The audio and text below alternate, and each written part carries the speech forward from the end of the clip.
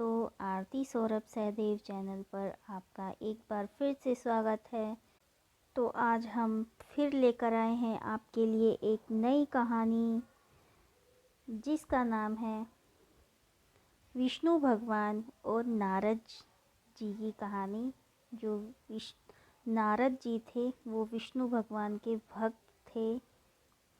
तो इसी कहानी को आज हम आपको सुनाएंगे। तो चलिए दोस्तों, कहानी को शुरू करते हैं। जो विष्णु भगवान थे उनका एक भक्त था नारद, जो दिन में हजारों बार मौके बेमौके कारण अकारण नारायण नारायण कह के भगवान का नाम लेता रहता है। इस कारण धीरे धीरे नारद को यह गलतफहमी हो जाती है कि इस विश्व में भगवान का सबसे बड़ा कोई भक्त ही नहीं है। एक दिन अपनी इसी गलतफहमी को सहलाने के विचार से वे विष्णु जी के पास पहुंच जाते हैं।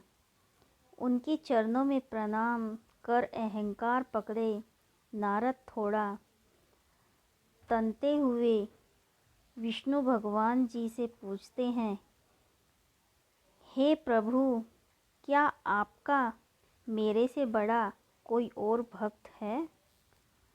सवाल सुनते ही विष्णु भगवान जी हंस पड़ते हैं और हंसते हुए कहते हैं, हजारों हैं।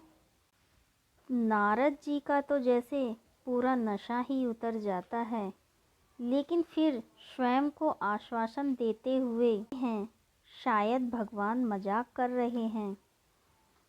सो वह बड़े ही शांत भाव से भगवान विष्णु जी से पूछते हैं, भगवान मजाक क्यों कर रहे हो?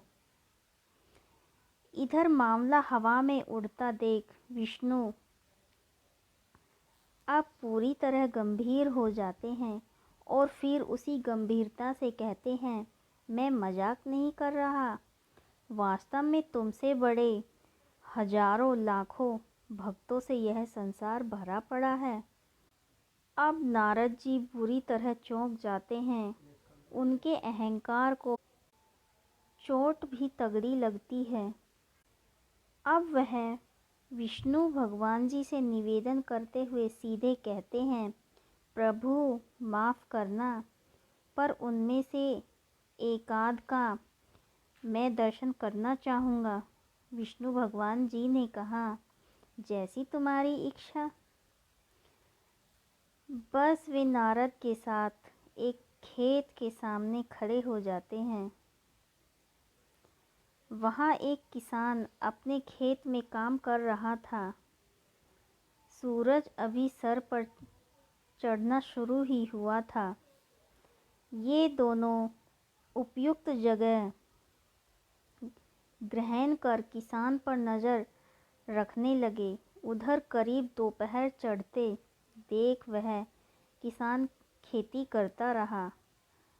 उधर नारद जी के लिए खुशी की बात यह थी कि इतना समय बीत जाने के बावजूद किसान ने एक बार भी भगवान का नाम नहीं लिया था। इससे निश्चित ही मन नारद और विष्णु जी द्वारा उनके साथ मजाक किए जाने का अंदेशा तो दृढ़ हुआ, परंतु उन्होंने खामोश रहते हुए कुछ देर यह तमाशा और देखना उचित समझा। वहाँ दोपहर चढ़ते ही किसान की पत्नी खाना लेकर आई। हाथ धोकर उसने पत्नी के साथ ही भोजन ग्रहण किया। फिर कुछ देर सस्ताया। पत्नी वापस चली गई और वह फिर काम पर लग गया। संध्या तक काम किया और घर पहुंचा। नहा धोकर खाना खाया। बच्चों की कुछ जिज्ञासाएं शांत की और सो गया। सुबह फिर खेत में पहुंच गया। फिर तो यह नित्य कर्म 3 रोज तक चलता रहा और कहने की ज़रूरत नहीं कि इस 3 दिनों में एक बार भी उसने भगवान का नाम लिया हो। अब नारद जी का सब्र का बांध टूट पड़ा। उन्होंने विष्णु भगवान जी से कहा, आप भी क्या मजाक करने और समय बर्बाद करने मुझे यहाँ ले आए। इसने तो 3 रोज़ में एक बार भी आपको याद नहीं किया। विष्णु भगवान जी बोले, तुम 3 रोज़ की बात करते हो। इसने तो पैदा होने से आज तक मेरा नाम नहीं लिया है। मैं तो बराबर इस पर निगाह बनाए हुए हूँ। उसको कष्ट आते हैं तो वह भी मुझको याद नहीं करता।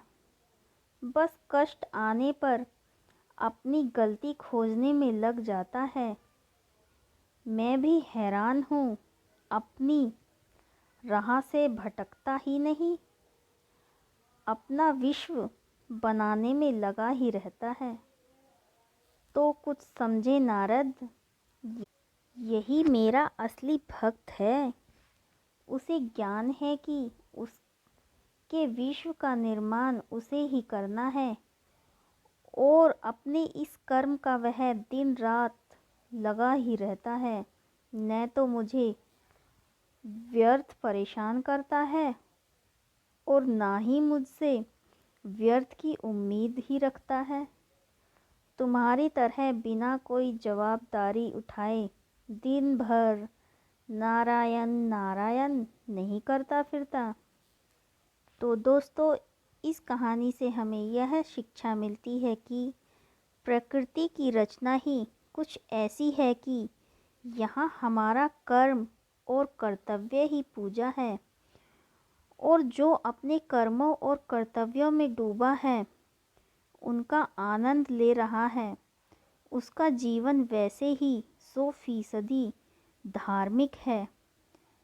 ऐसे व्यक्ति के जीवन में अलग से किसी पूजा की ना तो आवश्यकता है और ना जगह है, क्योंकि फिर उसका यह कार्य ही पूजा हो जाता है।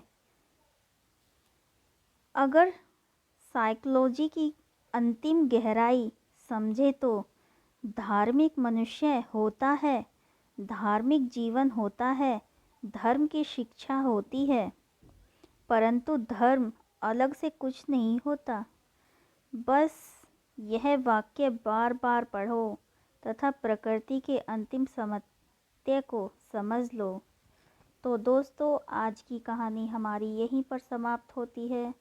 आज की कहानी आपको हमारी कैसी लगी, प्लीज़ हमें कमेंट बॉक्स में ज़रूर बताएं और हमारे चैनल को सब्सक्राइब करना ना भूलें और हमारी वीडियोस को ज़्यादा से ज़्यादा लाइक और शेयर करें। धन्यवाद।